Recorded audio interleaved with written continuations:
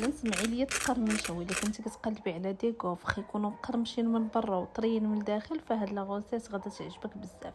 هنا غادي ناخذ كاس ربع ديال الحليب يكون شويه دافي، غادا نزيد عليه هنايا واحد المعلقه كبيره تكون مملوءه جيدا ديال الخميره الفوريه، وغادا نخلطهم مع بعضياتهم مزيان. اللي غادا نضيف لهم هنا 5 ديال الكيسان ديال الدقيق، 2 بيضات، ساشي ديال السكر فاني، وغادا نضيف قبيصه ديال الملح. وهنا غادا نضيف 250 غرام ديال الزبده تكون بدرجه حراره المطبخ.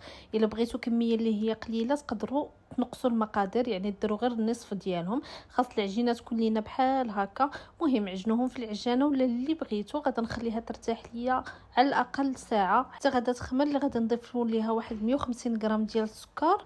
الا كان داك السكر البيغلي يكون احسن، انا عندي غير سكر سنيده هو اللي درت. وغادا ناخذها غادا ندخل فيها داك السكر او ميم طون راني كنخرج من هذاك الهواء صافي. من بعد فانا غادا ندير منه واحد الكويرات يكونوا صغارين، وغادا نخليهم حتى هما يرتاحوا ليا غير واحد شويه هكا تيجيونا خامرين وما تيجيوناش معجنين من الداخل. صافي البنات من بعد فانا غادا نسخن لاباغاي غوفر كيف ما تشوفوا. غادا نبدا نوضع فيها ديك العجينه هكا من الداخل، وغادا نسد عليها ونخليهم حتى يتحمروا لينا مزيان ياخذوا حقهم في الطياب.